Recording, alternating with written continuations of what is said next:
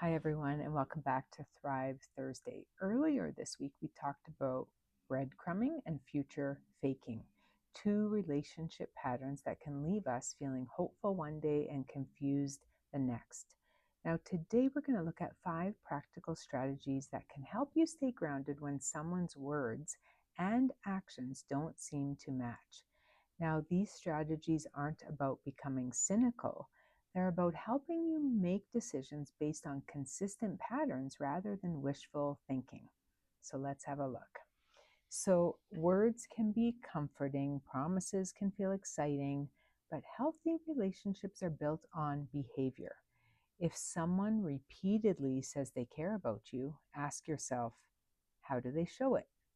Do they make time for me? Do they follow through? Do I feel respected? Imagine someone who tells you every week that they'll make more time for you once work settles down. But months pass and nothing changes. Instead of focusing on the promise, gently notice the pattern. Behavior is often our most reliable source of information. The second strategy is to look for the pattern, not the exception. So, this can be tough because when we are emotionally invested, it's easy to focus on the wonderful weekend that we had, or the thoughtful text, or that really great, meaningful, deep conversation. And healthy decisions come from looking at the bigger picture. So, ask yourself, what has this relationship looked like over the past 3 months or 6 months? Is consistency the rule or the exception?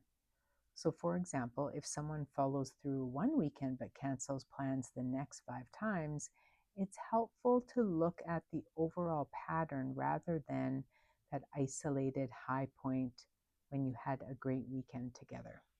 Patterns tell a more complete story than moments. The third thing I want to invite you to do is to check in with your own needs.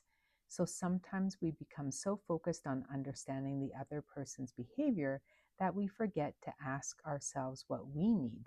So taking a moment to reflect, do I need consistency? Do I need honesty? Do I need communication?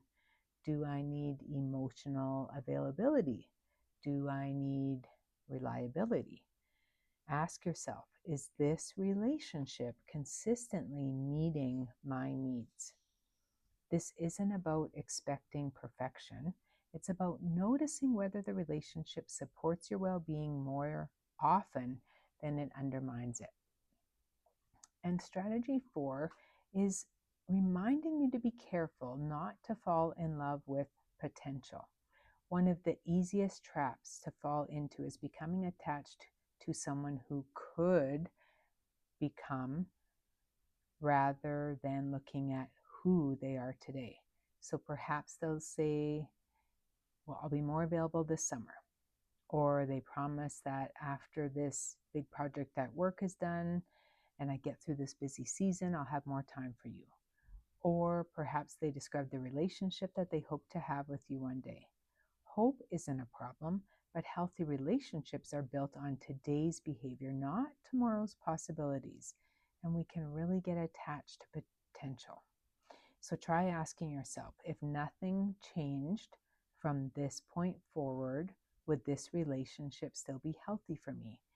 And another thing I like to say to clients is, you have this type of relationship right now. And if this is as good as it gets, is it going to meet your needs? Is it good enough? And those questions can often bring remarkable clarity. The last practical strategy for today is talking to someone that you trust. When relationships feel confusing, we often are battling around and bumping everything around and considering everything in our own heads. But sometimes a trusted friend, a family member, or a therapist can help us notice patterns that are difficult to see when we are emotionally involved, right? It's harder to see when you're in it. This isn't about asking someone else to make your decisions. It's about gaining perspective. Someone who knows you well may gently ask questions that you haven't considered. Sometimes that's enough to help you reconnect with your own inner wisdom. So I'd like to leave you with a final thought. Healthy relationships don't require you to consistently and constantly decode mixed messages. They aren't built on guessing games. They're built on honesty, consistency, and emotional safety. So I invite you to become curious about patterns. Notice where words and actions align, and notice where they don't. And most importantly, notice how those patterns affect your sense of peace, confidence, and connection. As you move through this week, I invite you to become more curious than critical of yourself, your relationships, and the patterns that shape them. Thanks for joining me today. I will see you next week for a new episode of Mental Health Monday. Until then, you got this. Take care.